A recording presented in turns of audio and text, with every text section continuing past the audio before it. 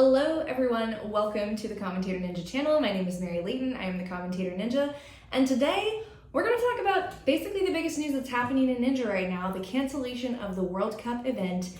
Then all of a sudden it's part of the UNAA finals, and what does this mean for the direction of the sport? Full disclosure here, I am going to spend a little bit of time drawing some attention to some discrepancies and inconsistencies with Ninja USA. Now, I don't ever want to be divisive on this channel. You've heard me say it before, and I know that you will hear me say it again, that the Ninja community needs to be united in our mission to progress the sport forward. It's important that we come together with this common goal. However, when we come together with a common goal, that doesn't mean that we should just accept any and every organization that says they have some sort of claim or legitimacy within our sport. Just because some organization says they have a flashy event or some kind of perceived connections or momentum, that doesn't mean that they are the best representation of the community.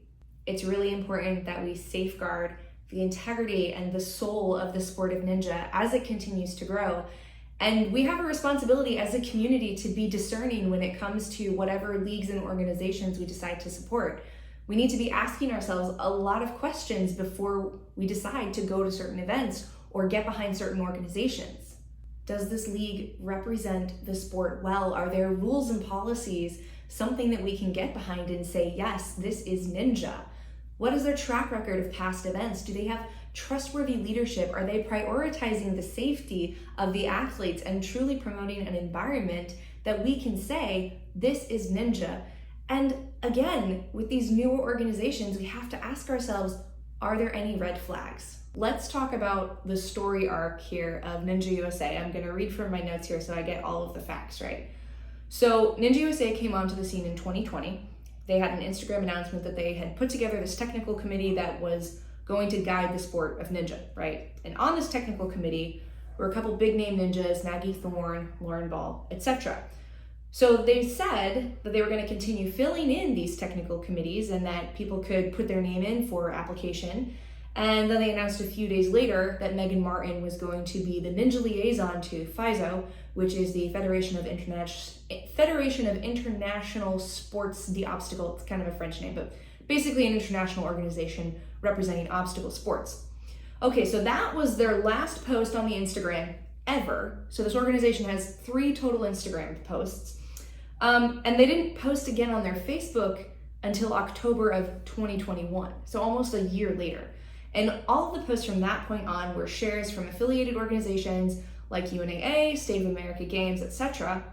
And finally, in July of 2022, they announced the Ninja World Cup events, and they also mentioned that they were now funneling everything through Ninja Passport.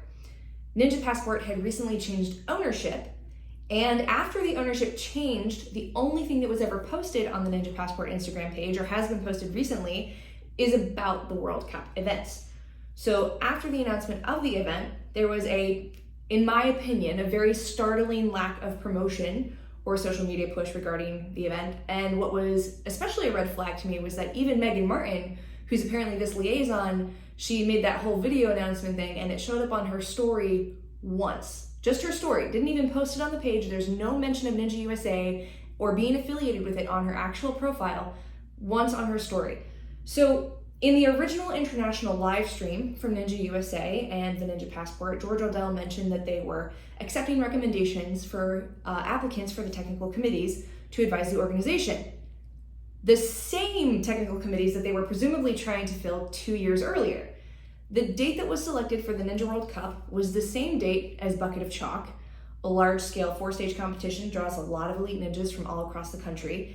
And Bucket of Chalk made an announcement that they had moved their competition 1 week earlier in order to support the historic event of the first ever Ninja World Cup. Good job, guys. Good unity in the sport. Proud of that. But this was presumably at some cost to them and likely at some cost to any of the athletes that had paid for travel already to get to this event. Bucket of Chalk planned out a year ahead of time, and then this Ninja World Cup event like 4 months ahead of time, if that.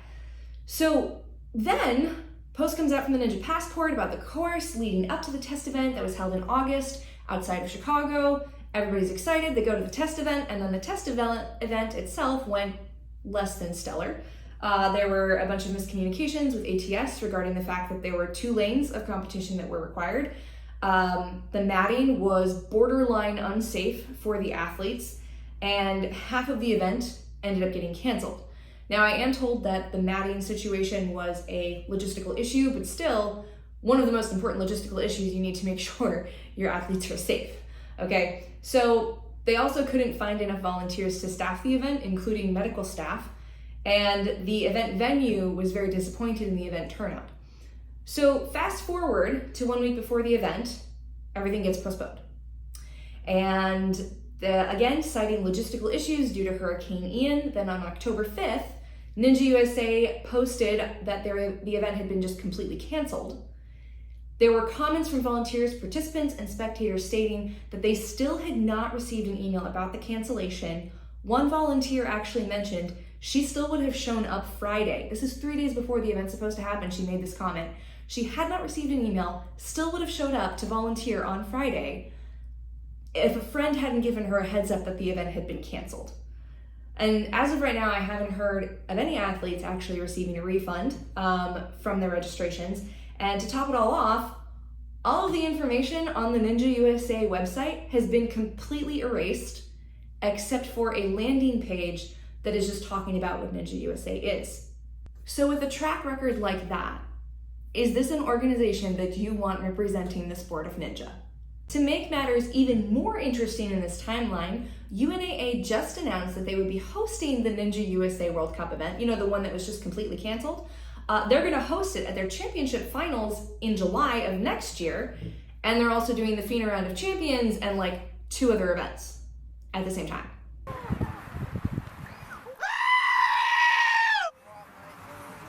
So wait, the national governing body of Ninja that is supposed to advise all the leagues on how to do Ninja the right way, is getting a helping hand to pull off an event that they couldn't pull off themselves from one of the leagues that they are supposed to be advising.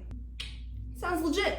UNAA has long talked about how they are proud members of Ninja USA, and they even say in their updated rulebook that they are implementing certain things to be in accordance with Ninja USA guidelines.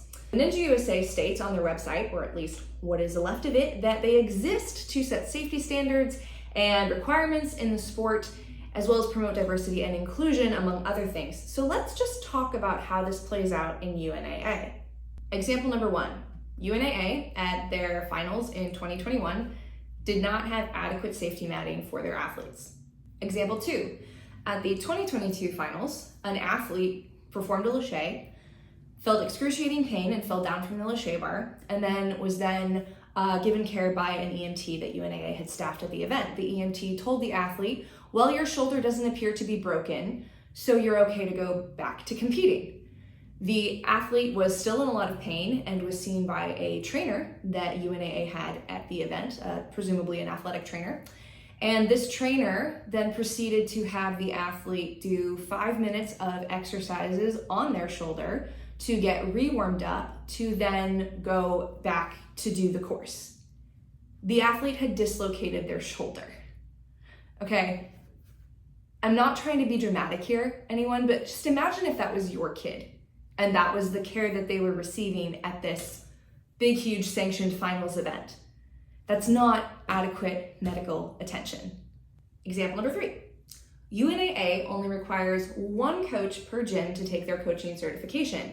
As a part of the coaching certification, whichever singular coach decides to go through it, they have the Protect Child Safety module, which again, only 1 coach has to go through. This Protect Child Safety module is presumably to make the sport safer for children. I'm assuming that this has something to do with safeguarding against any sort of sexual misconduct or sexual abuse.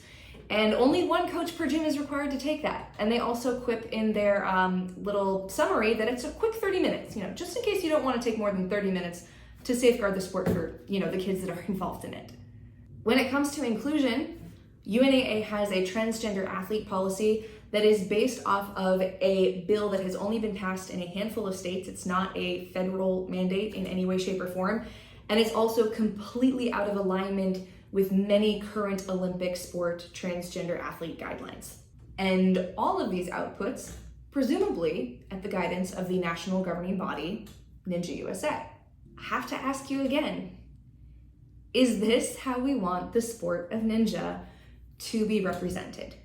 There's obviously so much more to this discussion. There are many issues that need to be fixed with many different leagues that represent ninja.